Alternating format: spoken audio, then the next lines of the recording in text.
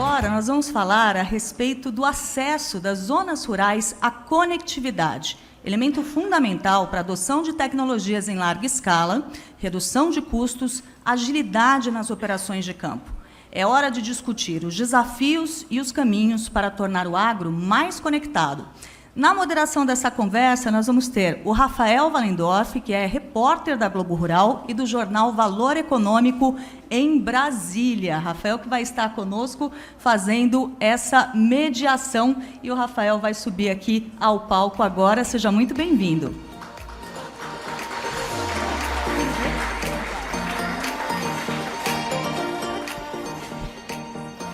E quem vai acompanhar o Rafael nesse painel é o expert em tecnologia e inovação, Klaus Apolinário.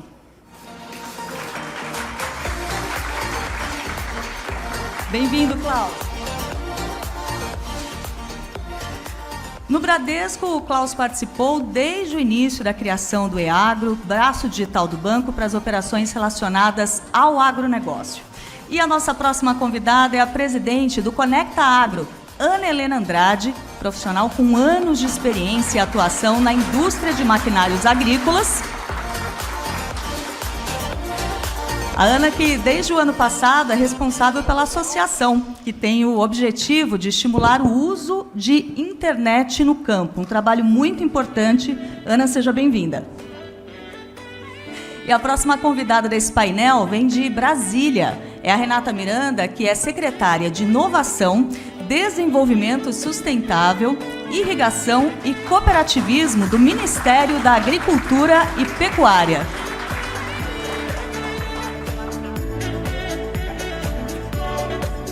Seja muito bem-vinda, secretária.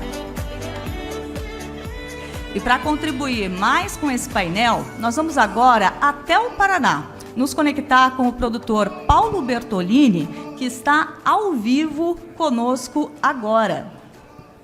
Bom dia, Paulo. Olha aqui, a gente já vai ter o Paulo conosco nessa conversa também. A gente já tem aqui o vídeo dele e nós teremos agora em segundos o áudio. Olá, muito bem-vindo, obrigada por participar. É um prazer estar aqui com vocês. Muito bom. Rafael, a palavra é sua, uma ótima conversa para vocês. Obrigado, Cássia. Bom dia a todos. É uma alegria, uma satisfação estar aqui hoje, nessa manhã, para a gente debater um tema tão importante para o presente e principalmente para o futuro do agro, como é o tema do nosso fórum. Eu acho que a gente faz parte dessa geração que viu acontecer a revolução digital, mas a gente também quer ser a geração que vai ver todas as potencialidades que a conectividade, que a revolução digital pode trazer, principalmente para o campo, porque é um setor extremamente competitivo, eficiente, mas que mesmo assim é muito carente ainda da conexão.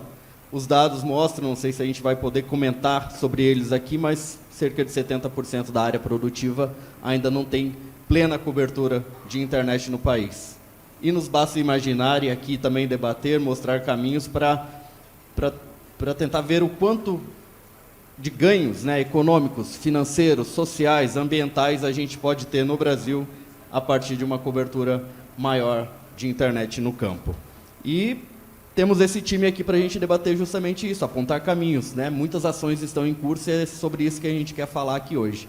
Quero só reforçar, então, vocês, a plateia presente aqui, a quem a gente agradece novamente, que pode enviar suas perguntas, suas dúvidas, que a gente vai receber aqui e tentar debatê-las, colocar algumas questões na roda de conversa, e também quem está em casa poder interagir ali pelo chat, para o José Florentino estar lá recebendo as perguntas, também vai nos passar.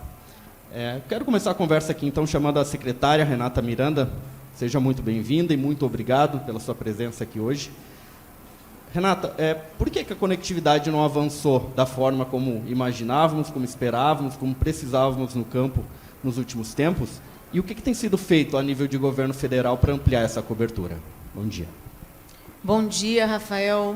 Antes de mais nada, um privilégio dividir o palco com você. Opa, tá vendo? Isso é a força, é a força. Com toda essa equipe aqui, alto nível de discussão. Eu quero agradecer muito especialmente ao Cassiano Ribeiro pelo convite Ele me fez o convite, não devo ter demorado 1 minuto para responder sim, com certeza, absoluta.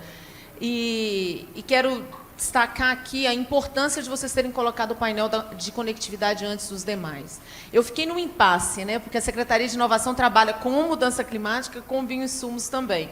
Mas é fundamental que a gente entenda que a conectividade ele é uma via, a gente pavimenta para alterar o contexto no campo sobre o bioinsumo e mudança do clima. Normalmente eu brinco assim, você sabia que conectividade altera a mudança do clima? As pessoas falam, como assim, né? Claro, porque quando a gente fala de mudança climática, a gente fala de incorporação de tecnologia, de inovação no campo, e a gente só vai conseguir isso, que é a incorporação do bioinsumo, a mudança no processo tecnológico, se a gente tiver uma via de alcance da informação. E a conectividade é fundamental para que a gente leve informação para o campo e a gente mude o mindset do produtor rural. Então, foi genial que vocês colocassem esse painel primeiro. Mas também quero agradecer aqui a Cássia, a Tati, a Melissa, e, em nome delas, parabenizar por todas as mulheres aqui presentes. Eu sempre faço isso e ressalto, não dá para a gente falar de sustentabilidade, não dá para falar de conexão de rede sem ressaltar o papel da mulher no campo, e eu tenho certeza que o Cassiano não seria nada sem essas mulheres, então eu tenho que fazer esse destaque. Bom, voltando aqui para a pergunta, eu sou uma mineira, eu sempre falo, uma contadora de caso, então a gente tem que começar a contar o caso da conectividade. Por que ela não avança? Por um motivo muito simples, né? Conectividade é um serviço e um investimento feito pela iniciativa privada, certo? Então, se eu tenho uma região de baixa densidade demográfica e baixa renda, eu não tenho interesse do privado. Mas aí vem o Estado, porque onde o setor privado não vai, o Estado tem que ir. Então, como que o Estado vai favorecer a presença da iniciativa privada ali? Então, ela tem que gerar políticas de incentivo, políticas que atraiam o investimento do privado, que compensem o investimento do privado. Então, é fundamental que a gente entenda isso. Não existe conectividade porque não existe interesse econômico. Então, como que a gente provoca o interesse econômico como Estado, né? Então, nesse sentido, o Estado brasileiro ele tem que entender que a conectividade ela traz 2 elementos fundamentais para o campo: cidadania e competitividade. A cidadania, especialmente para aquelas regiões de baixa densidade demográfica, em que você tem pequenos produtores e que você precisa trazer essa pessoa para a inserção econômica. Então, nesse local, e eu vou explicar mais para frente, Rafael, é a primeira fase do Programa Rural Mais Conectado que foi lançado. E a segunda, que compreende aí mais ou menos 20% das propriedades rurais, no entanto, provavelmente representa em torno de 80% da área agrícola e 80% do valor bruto de produção, é onde mora o incremento de competitividade, onde estão os grandes produtores e os médios produtores tecnificados. Então, com essa perspectiva de que o Estado tem que criar incentivos, estímulos, o Ministério da Agricultura, que guarda essa competência de organizar estudos, de organizar a demanda, apresenta essa demanda para o Ministério das Comunicações. Todo mundo tem que entender que conectividade rural é uma demanda do meio rural. É uma demanda do agro e é um papel do Ministério da Agricultura representar. Mas quem implementa no país, quem tem essa competência é o Ministério das Comunicações, que tem agido com uma sensibilidade extraordinária, e faço aqui elogios ao ministro Juscelino, o diretor Maximiliano, com relação a isso. E o caminho para essas políticas de incentivo é o FUST. Eu não sei se todo mundo conhece, mas o FUST é o Fundo de Universalização dos Serviços das Telecomunicações. E olha só que sensacional, eu anotei aqui para eu não perder. Mas o FUST tem a finalidade de estimular a expansão, uso e melhoria da qualidade das redes e serviços de telecomunicação, reduzir as desigualdades regionais e estimular o desenvolvimento e uso de novas tecnologias. Então, o Ministério da Agricultura lançou o Programa Rural Mais Conectado com 2 frentes de ação dentro do FUST, onde a gente vem colocando isso em elevado grau de prioridade. E por isso esse evento é tão importante, Rafael, porque o agro tem que se organizar, tem que apoiar a política pública, tem que demonstrar a capacidade de impacto dela, para que a gente tenha forças dentro dos vários interesses que existem no Estado brasileiro. Obrigado, secretária. Eu estou vendo o Paulo aqui, quero até perguntar, Paulo, você está no ar-condicionado aí ou está sofrendo com o calor? Eu vou te puxar para a conversa aqui, até porque já chegaram perguntas aqui da nossa plateia e eu acho que é um pouco do que a gente quer ouvir de você. Primeiro, assim, você está em Castro, no Paraná, né? Falou que já terminou a colheita do trigo, já está ali no serviço de campo para adubação da terra para plantar soja na sequência, está aí dentro da máquina. Mas conta para a gente um pouco de quais são as soluções que você usa aí na fazenda, há quanto tempo e o que ela já te gerou. Aqui da plateia chegou a pergunta justamente isso, como que ela tem impactado, como que a conectividade tem impactado na eficiência das práticas agrícolas, né? E quais são os desafios para implementar isso. A secretária falava aqui que é uma demanda e que o poder público tem que entregar isso, mas aí, na sua fazenda, chegou essa conectividade, você teve que ir atrás, é um investimento que você teve que fazer? É um investimento que a gente tem feito, Rafael, já há alguns anos. E esse investimento, infelizmente, em algumas áreas aqui, a gente não tem a cobertura do sinal de celular. Então, a gente teve que investir a internet por rádio, recentemente por satélite, e também a internet de alguns pontos que vem através do 4G aqui para nós. Então a gente procura, através desses sinais, dessa armação, vamos dizer, tecnológica toda, poder estar conectado em tempo real com todas as máquinas que estão no campo. Agora, como você falou, acabei de colher aqui o trigo. Esse ano o trigo sofreu bastante com a questão climática, mas agora já está sendo aplicado o calcário e sendo plantado a soja. Toda essa atividade da agricultura nossa, ela está integrada através de um ERP. É um sistema que faz toda a gestão de back-office, né, da nossa empresa agrícola, que é uma empresa familiar, inclusive, ressalto aqui. E através desse ERP existem outros sistemas que estão integrados a ele. Existe um sistema de gestão agrícola que faz todo o monitoramento, a programação, as ordens de serviço, tanto das atividades mecanizadas como as manuais. E ele vem através de um tablet aqui, por exemplo, que a gente utiliza, onde tem os apontamentos do consumo de insumos. Então, esses insumos que estão lá no estoque, dentro da nossa contabilidade, eles são dados baixa através de apontamentos dessa atividade aqui no tablet, onde ele identifica o operador, identifica qual é a ordem de serviço, qual é o centro de custo, e isso acaba integrando lá com o nosso sistema. Aqui na máquina já existe embarcado um sistema de piloto automático, onde ele identifica a área que vai ser aplicada, a dosagem, e tudo isso vem através desse sistema aqui de telemetria. Então a gente consegue monitorar a performance da máquina no escritório em tempo real. E aí todos os alertas que podem surgir em função de algum erro de operação em tempo real também. Todas as nossas máquinas, elas têm a comunicação por rádio e que a gente também tem contato direto com os operadores, né? Então a gente consegue também, através do sistema de rádio, conversar com esses operadores, alertar para algum processo que não está sendo feito dentro de um padrão adequado. Antigamente, as máquinas vinham com esses monitores, e para eu saber o que aconteceu, eu precisava espetar aqui um pendrive e tirar as informações do que já aconteceu lá no campo. E eu não tinha como interagir com isso. Então, hoje, além de a gente ter essa informação em tempo real, a gente pode integrar ela com outros sistemas de gestão agrícola, como, por exemplo, essa questão das ordens de serviço, do consumo de insumos que está sendo feito aqui.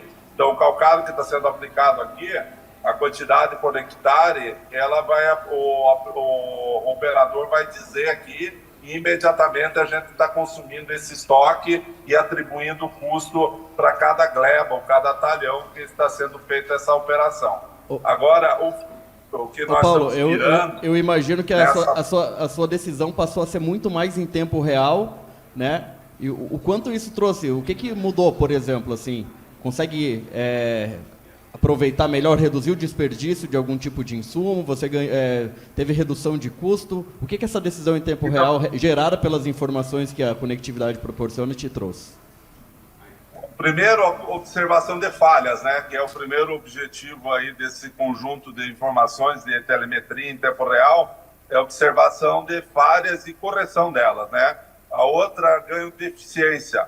Por exemplo, esse pulverizador que eu estou aqui, ele ganhou eficiência em função das telemetrias que a gente vinha fazendo com ele antes de tomar uma intervenção. Então, eu tinha um histórico de utilização do pulverizador, em torno de 1/3 dele era usando ele na aplicação, especificamente, 1/3 era em deslocamento e outro 1/3 do tempo dele ligado era abastecendo com a cauda que ia ser pulverizada. Então, isso, eu só pude saber que essa informação que acontecia dessa forma através dessa tecnologia aqui embarcada. Uma vez sabendo disso, a gente pôde intervir e melhorar a logística do abastecimento da água, da entrega da cauda já pronta para o pulverizador, e aí ganhou o dobro de eficiência desse pulverizador. A outra coisa que eu acho importante alertar é sobre os diferentes tipos de tecnologia que a gente tem aqui. Por exemplo, nessa propriedade, nós temos um monitoramento por fóruns de satélite diária. E aqui a gente tem, em função disso, uma perspectiva de potencial produtivo diário, de como está andando a possibilidade da nossa lavoura até o momento da colheita. E isso está integrado com o sistema de monitoramento de campo do fitossanitário, que também é feito em tempo real. E ele conversa e dá acesso em tempo real para o agrônomo tenha consciência de presença de insetos, de doenças, e fazer o planejamento do controle dessas doenças. Então, tudo isso é um ganho de produtividade. Eu também tenho nessa propriedade aqui programa de sequestro de carbono referenciado. Então, tudo isso, o acompanhamento das análises que são feitas aqui, todas as operações que são feitas aqui de forma georreferenciada, também nos dão informações para que quantifique o quanto de carbono que a gente está fixando no solo. Essa também está dentro do sistema como uma área de proteção permanente. Então, isso é um ecossistema que precisa se conversar entre si. Essas máquinas colhedeiras, aqui, quando ela entra com uma outra máquina, uma tem que ler o rastro da outra e saber como que está o andamento, a colheita, para que ela siga através do piloto automático o caminho, o rastro que a outra deixou. Perfeito, então, Paulo. Depende de uma conectividade bastante eficiente e que ela seja permanente, né? Tem momentos de desligamento. Perfeito. Bom, já deu para ver que é uma revolução que se tem quando tem uma conectividade. Paulo, vou te perguntar aí, fica um pouquinho mais com a gente, eu não sei se tem algum trabalho de campo para fazer, se você vai ter que se desligar, mas se puder ficar mais um pouquinho, daqui a pouco a gente volta a falar contigo. Eu estou no ar-condicionado. Então tá bom, então vamos seguir a conversa aqui. Ana Helena Trindade, aqui, presidente da Conectar Agro. Foi olhando um pouquinho para esse cenário, pelo menos era um pouco disso que vocês imaginavam quando há 5 anos foi criada essa associação, né? Ali entre empresas do agro, de telecomunicações. Conta um pouquinho como que foi essa fase até agora, essa primeira fase da Conectar Agro. A conectividade, pelo menos, ela entrou na pauta, ela é mais discutida e ela agora é um assunto importante e que assim ela vai se desenvolver? Sua opinião. Bem-vinda. Muito obrigada. Bom, agradeço o convite, essa oportunidade de conversar, mas mais do que conversar, a gente pensar em soluções concretas e colocar planos em ação. Então, obrigada a todos que estão dividindo aqui esse bate-papo e um prazer ver o amigo Paulo Bonner na tela. Eu não contava com isso. mas foi uma surpresa muito boa. Paulo, que é um grande batalhador do aumento de armazenagem no campo, que é talvez aí no mesmo nível que conectividade, um dos grandes saltos de ganho para o agricultor, não de produtividade, porque a gente pede grão que já está produzido, mas o agricultor tem uma oportunidade muito grande. Bom te ver ao vivo e a cores, Paulo. E falando um pouco de conectividade, né? Essa é uma discussão que começou, parece brincadeira, mas a verdade é que ela começou há 5 anos, quando nós percebemos que a aula que o Paulo deu sobre conectividade não acontecia. Então, nós tínhamos as máquinas que tinham todo esse potencial tecnológico que se convertia em nada. Agricultores falando, olha, essa parte de dispositivo aqui, até coloco saco plástico, que não vai funcionar mesmo, então, pelo menos, não empoeira. Isto significava a perda de produção, perda de produtividade. Tudo isso que foi explicado não acontecia.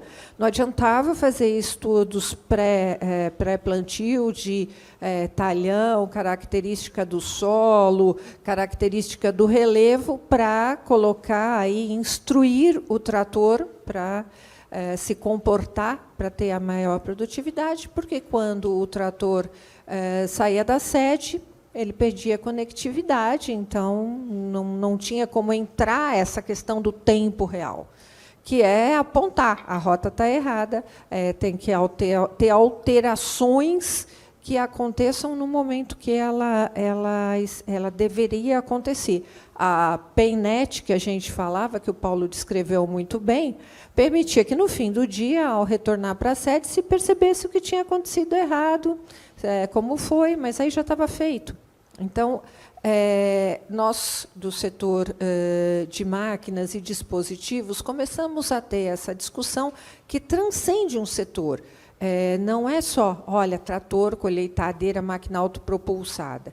Não ela envolve toda a cadeia produtiva do agronegócio. Conectividade, hoje, como bem a Renata falou, é uma infraestrutura. É uma infraestrutura. Para quê? Para tudo. Para tudo. Para analisar o solo, para armazenar o grão produzido e controlar as condições que ele está armazenado. Então, nós começamos a perceber que, se nós, empresas, não nos articulássemos para levar esse tema, colocar na pauta, nós estaríamos arriscados a perder a posição de protagonismo que o Brasil tem na agricultura. Nós passaríamos sempre, né, o agro, a nossa indústria céu aberto, que compete com o mercado que determina preços internacionalmente, poderíamos não usar a oportunidade de dar mais um salto de produtividade que pode ir de 15% a 30%, dependendo do que a gente estiver falando. Então, nós começamos a conversar sobre como levar essa infraestrutura, e quando eu falo nós, fomos as fundadoras do Conectar Agro, Massey, Valtra, Case, New Holland, Jato, a Trimble, a Climate, a Iara, a Solinfitec, todos nós tínhamos o mesmo problema. Independentemente do que nós fabricávamos, o problema era o mesmo. E aí passamos a discutir muito esse tema, e ao governo federal, e aos governos estaduais, e discutir com setores que não estavam habituados a falar de agro, Ministério das Telecomunicações, agro, assim como era muito diferente. E hoje é uma alegria ver o que o Max está fazendo, muito feliz, porque ele está liderando isso, ele deve ter sido nosso primeiro interlocutor e sempre nos apoiou muito. Ministério das Telecomunicações passou a falar de agro, assim como o Ministério da Agricultura passou a falar de telecomunicação, assim como nós, né, eu trabalho numa empresa que fabrica tratores, colheitadeiras, uma empresa de bens de capital autopropulsados, passamos a falar de telecomunicação. Não era um tema da nossa pauta. Nós falávamos de diferentes problemas, mas não de frequências, de satélites ou de antenas.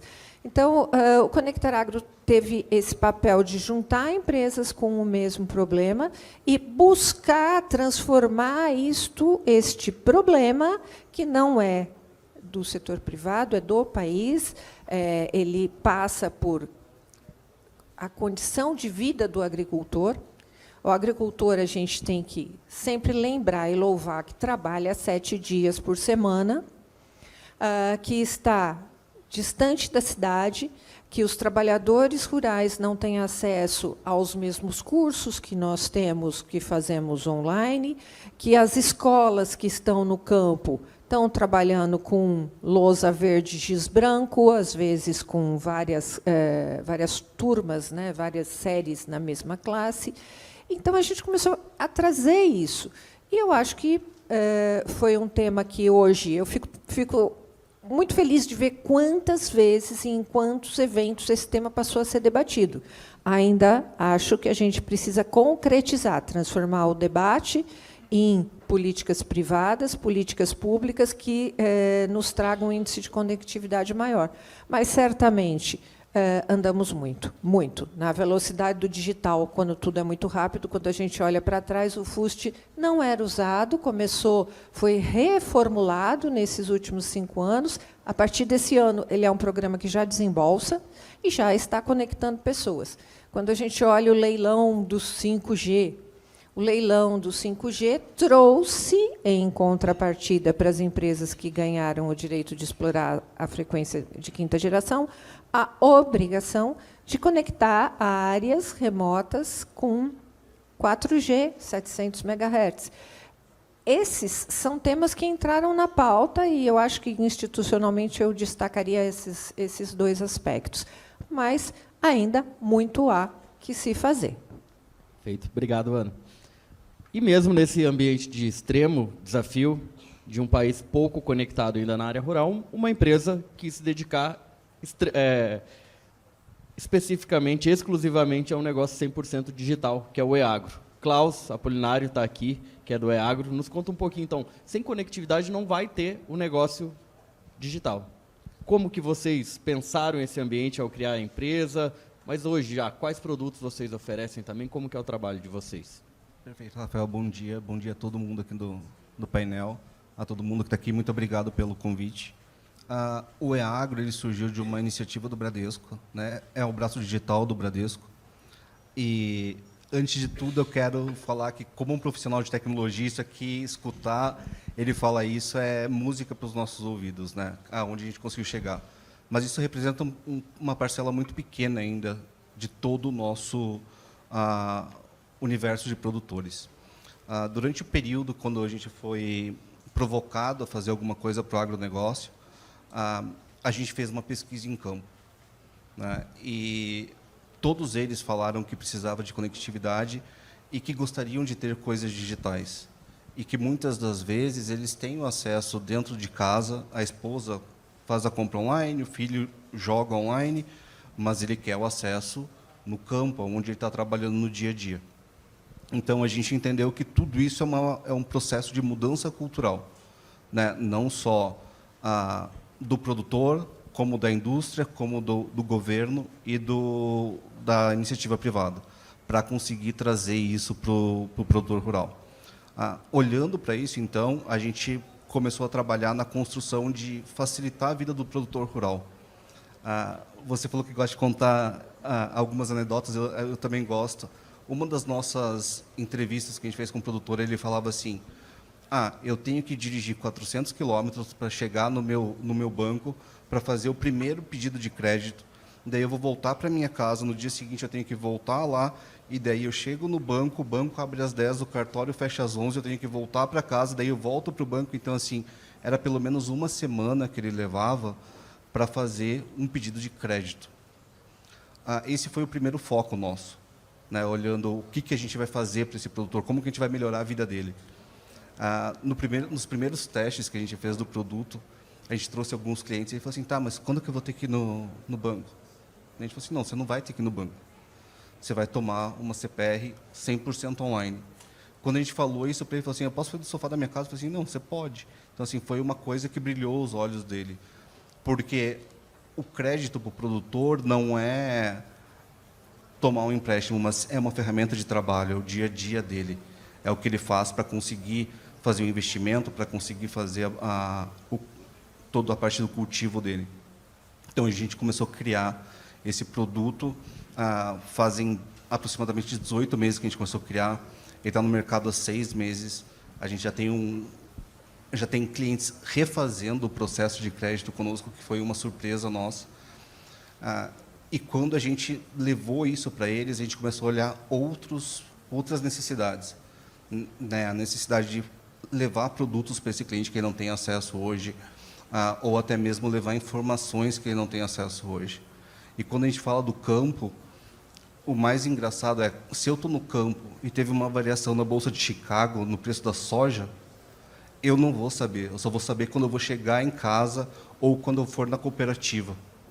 Só que dele já poderia ter travado o preço dessa soja e ter ganhado muito dinheiro.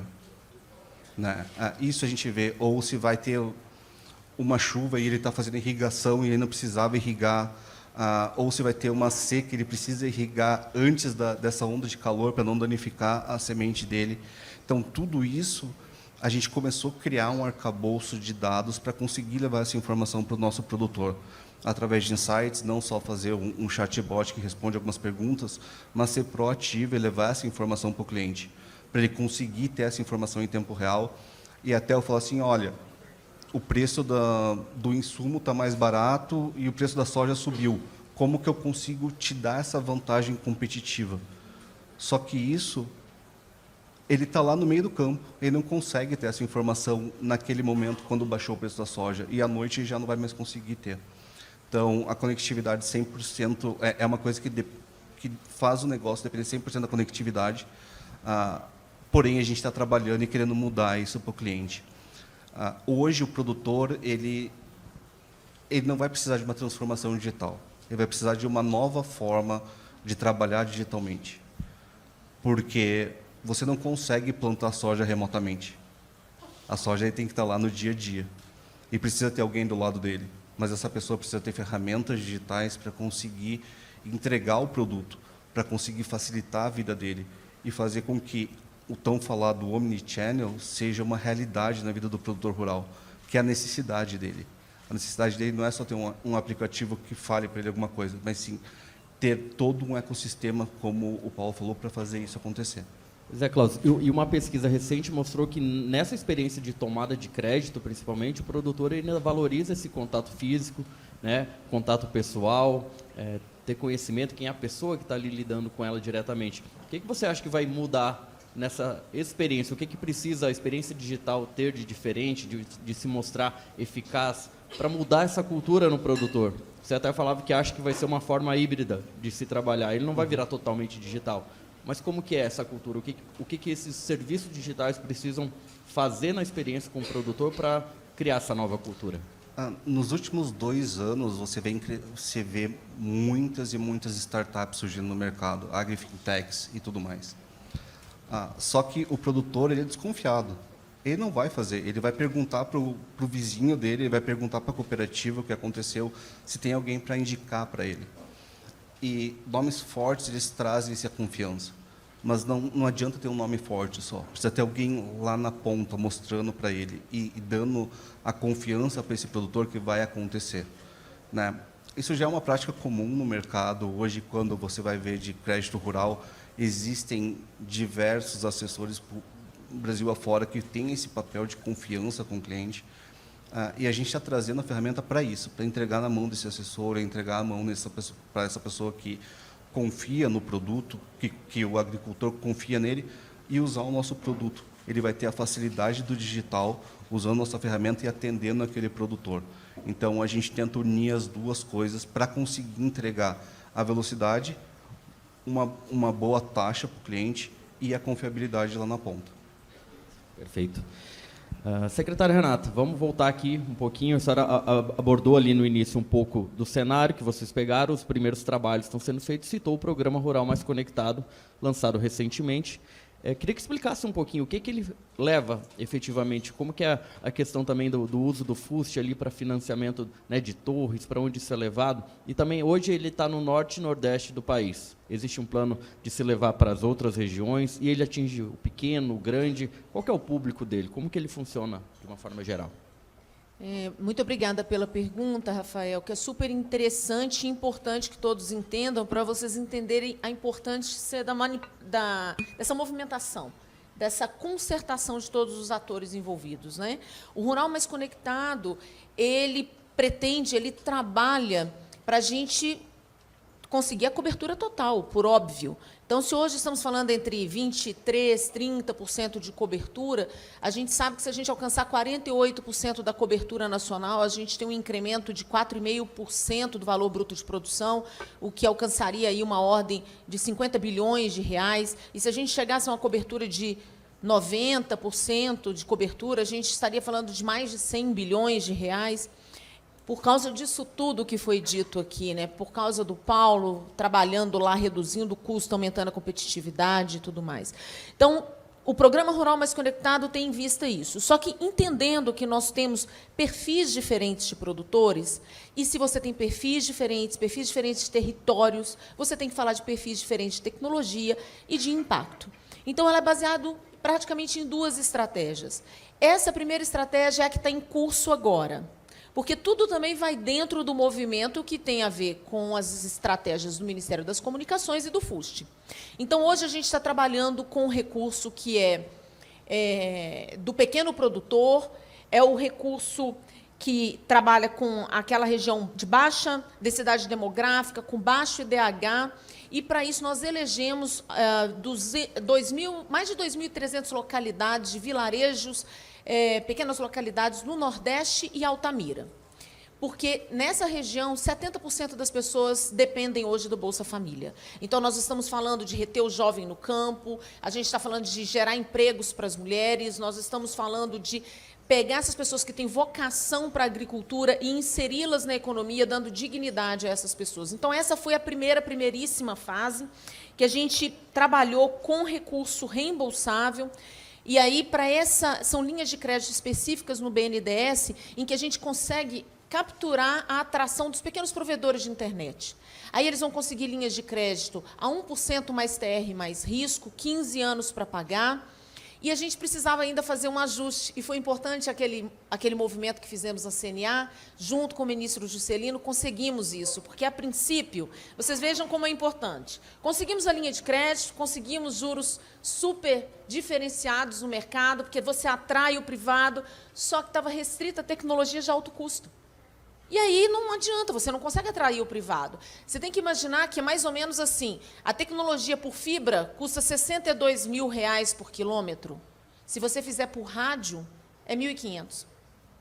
Então, tem que transformar, mas tem que dar viabilidade de transformação. Então, nós conseguimos esse ajuste a partir daquele movimento no caderno de projetos. Então, hoje, anunciem aí para essas 2.300 localidades, e outras localidades prioritárias entrarão, vai ter essa taxa de juros diferenciada. A gente está falando nessas regiões de alcance de mais de 19 milhões de pessoas.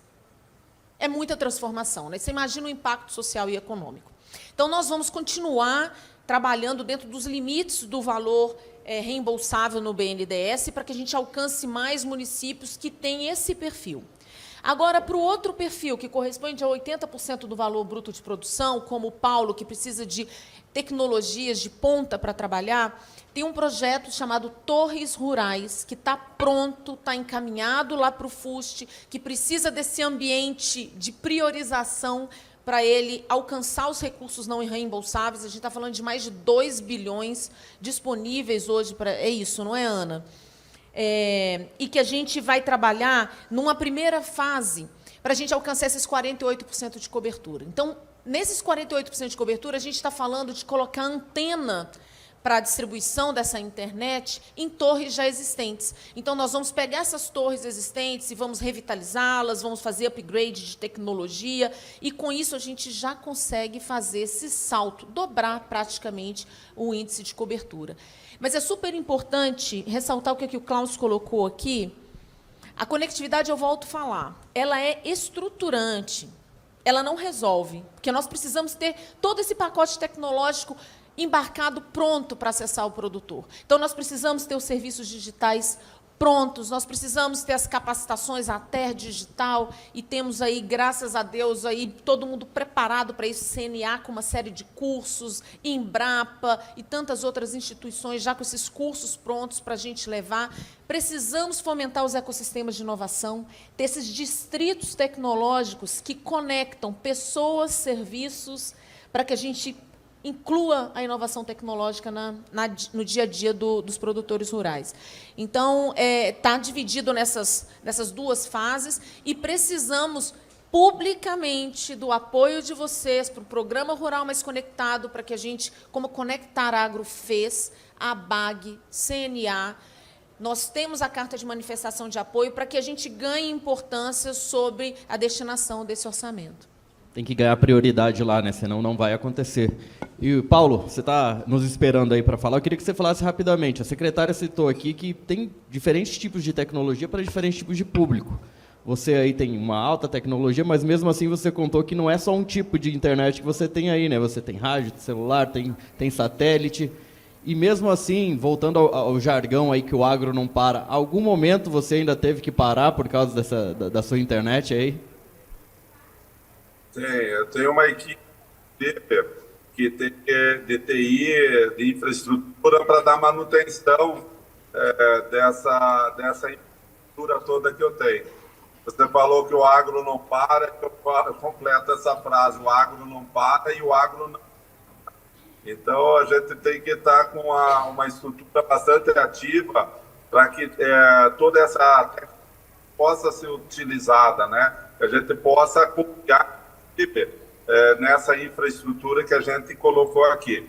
Por isso, nós não temos um caminho só de conexão, a gente tem redundâncias de sinal, né, para que por diferentes meios a gente possa estar sempre conectado. Perfeito, obrigado. E, Ana, qual o alcance que já chegou nessas ações do Conectar Agro, e vocês estão trabalhando agora num indicador de conectividade para mostrar como que está isso no campo? Estamos sim. Um exemplo, voltando aí, eu acho que foi sábio de vocês colocar um produtor. Então, voltando ao Paulo, ele só está parado num trator com ar-condicionado ligado porque é uma condição, porque ele é o dono da fazenda. Porque uma das funções da conectividade é exatamente falar: essa máquina está parada por quê? E resgatar, se for o caso, um operador que esteja distante, mas principalmente usar a conectividade. Teve um problema? A concessionária da marca resolveu o problema dele no campo.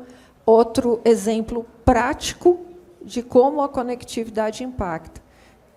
Se for um operador só tomando a fresca, certamente ele vai ser chamado, mas se for uma quebra de trator, um defeito, uma coisa que está faltando, um insumo, rapidamente isso é corrigido. E é isso que a gente quer levar para todo o Brasil, e o nosso entendimento no Conectar Agro é que isso chegaremos a atingir 100% de área de produção conectada. A gente sempre enfatiza isso. Nosso objetivo é áreas de produção agrícola. As sedes das fazendas, os centros administrativos já atingiram um nível bom, mas a área de produção, que muitas vezes está a 50 quilômetros da sede, ainda não. Então, nós trabalhamos nisso, e eu vou trazer um ponto que você colocou, que eu acho bem importante, que o Brasil é um país continental, que tem relevos diferentes, tem realidades diferentes. Então, um ponto importante é: nós não temos uma solução tecnológica única, nós vamos ter que combinar. Tem lugares do Brasil que vão ter exclusivamente satélite de baixa órbita, tem outras que serão maravilhosamente bem cobertas por 4G 700 MHz, que é a frequência que tem mais alcance no agro, né? Uma antena cobrindo 30 mil hectares é excelente. Tem outras que não terão esta facilidade. Então, a gente sempre vai ter essa diversidade tecnológica, e, quando tivermos mais evoluídos, o Paulo vai precisar de menos redundância, porque os sistemas vão ser mais confiáveis. Agora, o desafio da política pública, né, secretária? A política pública é sempre fazer escolhas. Escolhas baseadas em prioridades. E aí, como priorizar isso, como ter fatos e dados cada vez mais fidedignos, cada vez com mais acurácia, é um dos trabalhos que nós fazemos também, tentando, no diálogo com o poder público federal, estadual e até municipal, porque tem municípios que têm áreas. Aliás, a maioria dos municípios tem cobertura na cidade, mas não tem na área de campo, também estão querendo buscar uma política pública para acelerar esse acesso. Nós sempre buscamos ofertar fatos e dados. Dados públicos que nós trabalhamos em combinar para chegar a fundamentos técnicos para as decisões públicas. E um dos primeiros pontos é a questão de quantos hectares estão conectados. A gente tem os dados da Anatel, os dados dos Ministérios das Telecomunicações. Aliás, para quem tiver curiosidade, eu acho que tem uma ferramenta no site, na internet, na verdade, tem mais do que uma. Tem na Anatel, tem outras fontes, que é o mapa de ERBs, Estações Rádio Base. Que você olha a tua cidade e você consegue ver exatamente onde ela está. Porém, ainda é um dado difícil de trabalhar, porque você teria que calcular qual é a distância que essa frequência chega para calcular os hectares cobertos. E a gente acaba fazendo isso baseado nessas informações das empresas de telecom. Mas nós estamos trabalhando com a Universidade Federal de Viçosa, nossa parceira de muito tempo, para calcular um indicador de conectividade rural, para que a gente passe, a partir do próximo ano, parar de dizer de hectares conectados, mas colocar esse indicador. Vamos ter uma database e, a partir daí, acompanhar essa oscilação. E para que isso é importante? Porque, Renato falou, aonde tem agricultura, tem IDH, tem IDH alto, tem desenvolvimento social. Mais uma curiosidade, olhem a foto de Sorriso há 40 anos atrás e olhem a foto de Sorriso hoje. Sorriso é a cidade com o maior produto agrícola por município do Brasil. É incrível o que acontece. Então, a agricultura é desenvolvimento social.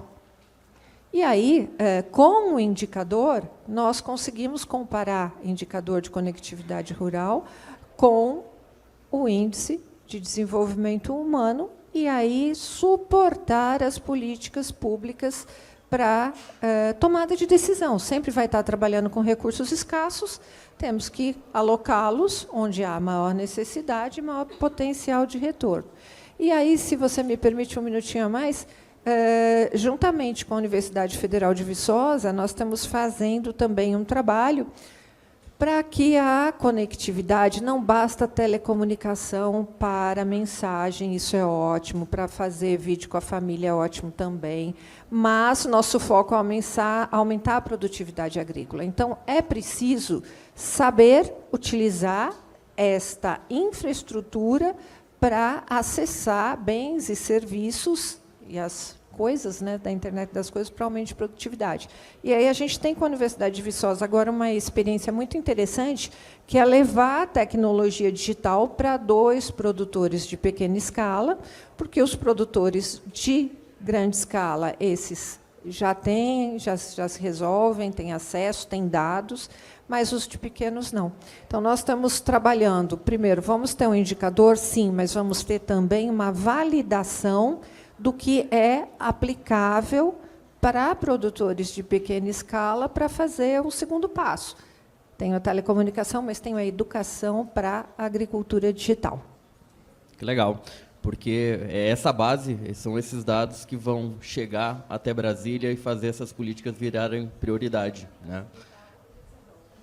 E, Klaus, queria te chamar de novo na conversa aqui, porque vocês são uma empresa que levam esses produtos ao campo que está conectado. É você que tem, talvez, esse retorno ali para ver o que essa experiência já mudou na vida do produtor e o que ela poderá mudar ainda. Quando se imagina um campo com 48% de cobertura de internet ou lá na frente com 90%, 100%, que tipo de revolução vocês imaginam? Que tipo de produtos pode se levar para o produtor para a tomada de decisão dele em tempo real? O que isso vai poder proporcionar na vida do produtor? A gente pode olhar um pouco o histórico que teve no Brasil, né? Os últimos 50 anos a gente teve um crescimento de produtividade absurdo. E isso se dá por quê, né? São 680% de produtividade nos últimos 50 anos. Isso se dá por tecnologia, mas não só de tecnologia aplicada, mas tecnologia de manejo, tecnologia de sementes, a própria tecnologia aplicada no campo. Desde os anos 80, a gente vem trabalhando com agricultura de precisão. Porém, a gente não tinha as ferramentas necessárias para fazer o uso dessa agricultura de precisão da forma como a gente tem hoje. Então, hoje a gente está chegando a um ponto onde a agricultura de precisão é uma coisa que é viva, é o dia a dia do produtor rural, e a gente tem ferramentas para isso. Só que a tomada de decisão em tempo real para você aplicar a agricultura de precisão não existe por conta da falta de conectividade.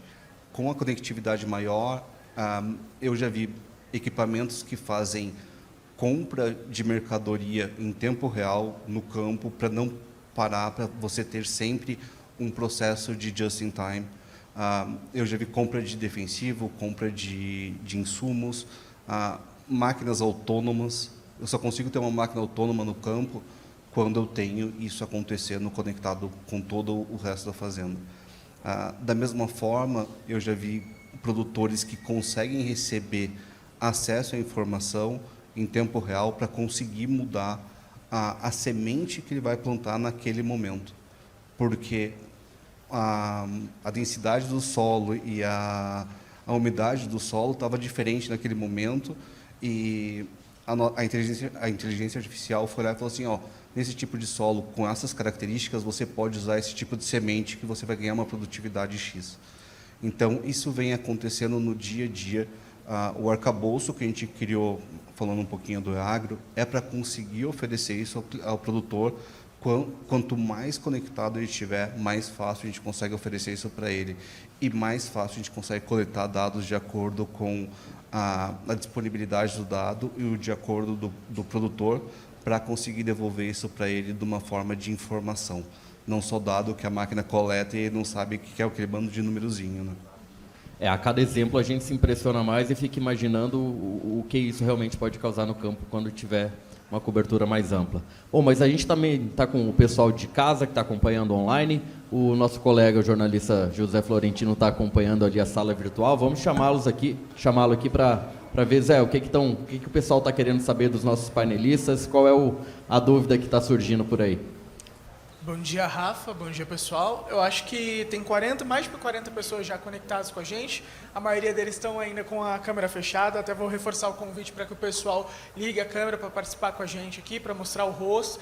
Mas a Sônia Bonato mandou um relato e uma pergunta ao mesmo tempo. Ela falou assim, estou direto da Fazenda Palmeiras, em Goiás, e ela falou que foram anos de sofrimento na fazenda até ter conectividade. Ela falou que a conectividade chegou há pouco tempo lá através do pessoal da Starlink, e ela perguntou, entre outras coisas, o que está sendo feito para que essas tecnologias que a gente tanto fala no agronegócio cheguem no campo de verdade, né? E ela mandou uma pergunta que eu acho que talvez o Klaus possa responder. Klaus, como é que se desenvolve tecnologias digitais que agreguem na vida desse produtor sem ser mais uma tarefa? Ela falou assim, a mão de obra no campo é muito escassa. Como é que a gente tem tempo para lidar, para mexer com o app, para se virar com isso? Como é que vocês trabalham?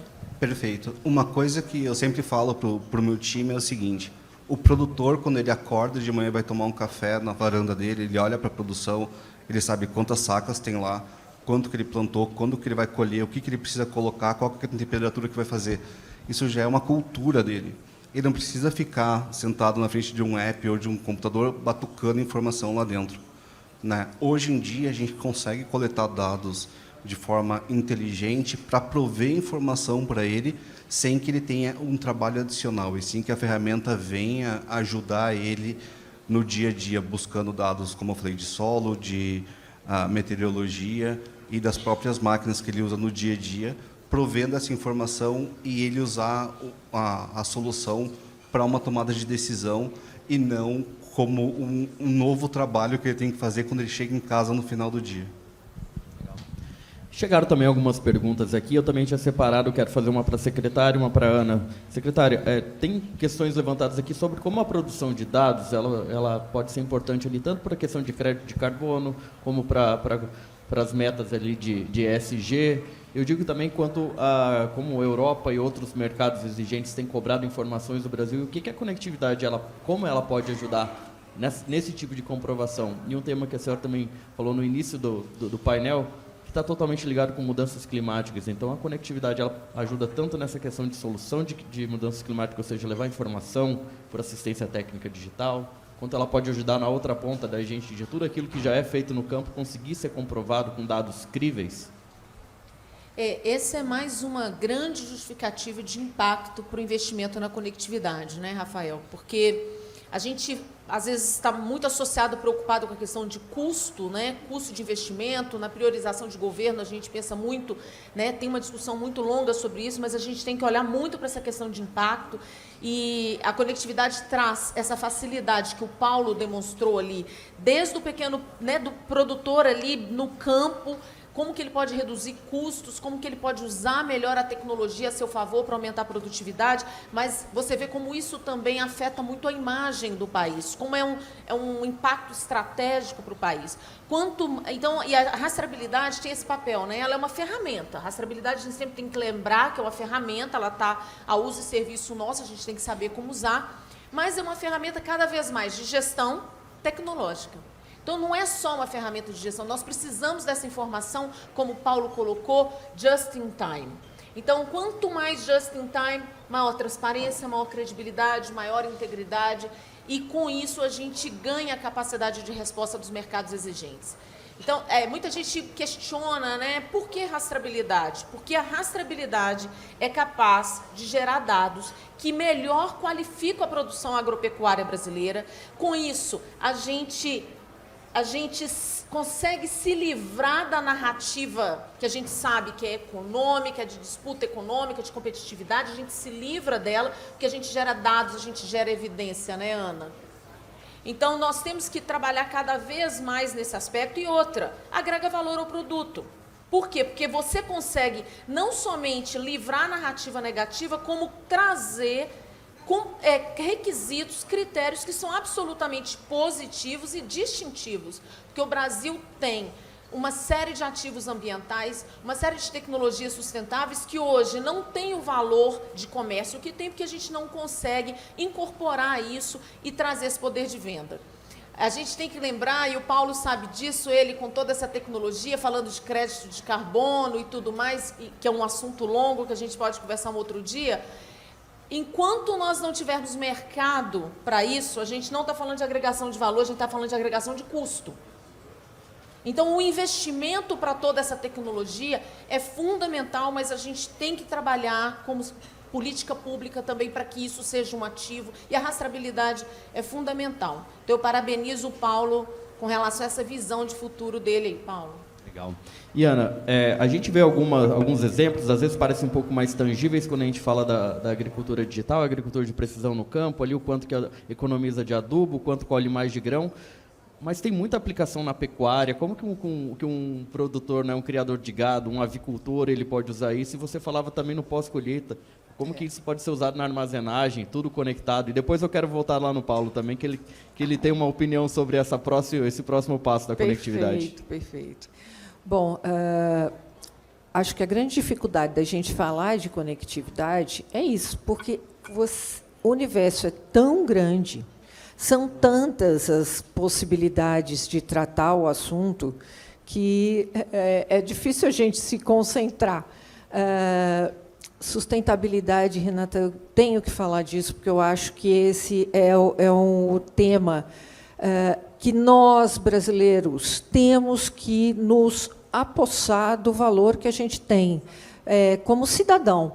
Como cidadão, a gente não pode não valorizar o quanto nós temos um país com práticas de sustentabilidade muito evoluídas, o quanto nós temos de uma matriz energética muito mais limpa, e o quanto a nossa agricultura é sustentável. Acho que temos o recorde de práticas de agricultura regenerativa em uso.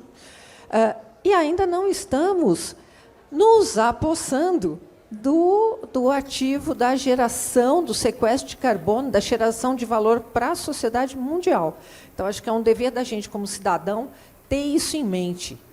Nós temos ainda um espaço infinito para conseguir quantificar, para rastrear, para quantificar, para comercializar, trazendo mais renda para o Brasil, mas, principalmente, trazendo uma imagem do que a gente realmente é. Nós somos muito sustentáveis, principalmente na agricultura.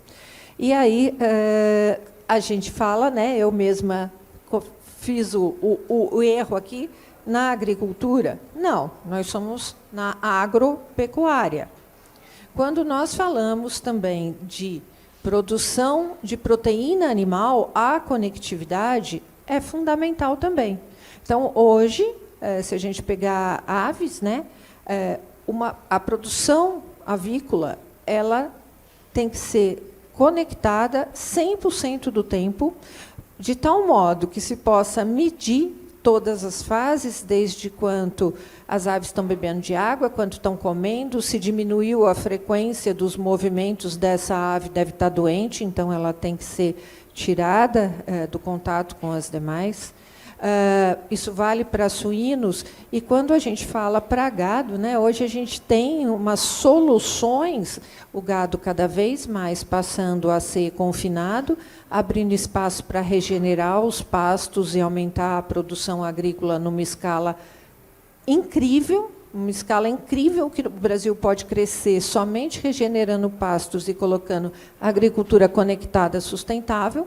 Então, o gado confinado, da mesma forma, é monitorado em tempo real por sensores, por balanças, mostrando tudo o que está acontecendo, e o produtor ele pode tomar exatamente essas decisões que a agricultura toma. Olha, a bolsa subiu, baixou, eu travo aqui, eu travo depois.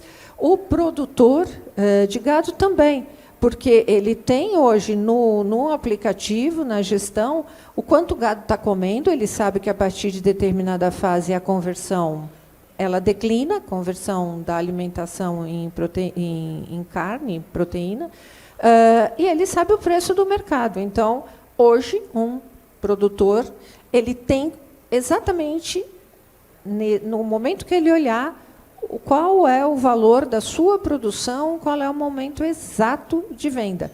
E isso é incrível. E aí, se a gente vai falar de armazenagem, né, Paulo? O pós-colheita da agricultura, ele conectado, ele sabe exatamente a temperatura, ele controla a temperatura do silo, ele controla a umidade. Isso é também uma informação para a decisão de venda e, principalmente, para a redução de perda. Então, falamos muito de conectar áreas de produção agrícola, mas o correto é falar áreas de produção agropecuária e também o pós-produção. E, Paulo, esse é o próximo passo, né? A gente tem 30 segundinhos aqui, queria que você fosse sucinto, já estamos encerrando o painel, mas esse é o próximo passo aí para você e também o próximo passo da conectividade, as máquinas se conversando entre elas, falando ali também com toda a questão de pós-colheita, armazenagem, para ter o momento certo de vender, enfim, trazendo mais eficiência para o negócio? Exatamente, é um ecossistema que precisa estar totalmente integrado, seja com fornecedores, os fornecedores que fabricam essas máquinas aqui, ou como a Ana Helena comentou, até o meu produto colhido, armazenado lá no meu silo, que precisa ter uma garantia de todo esse processo, a rastreabilidade. Essa propriedade aqui é certificada. No futuro, a recertificação vai exigir de nós a comprovação, a evidência do metro quadrado do que nós estamos fazendo de boas práticas agrícolas. Portanto, a telemetria, a tecnologia, ela vai nos permitir a comprovar que nós estamos em cada metro quadrado dessa propriedade fazendo as boas práticas agrícolas.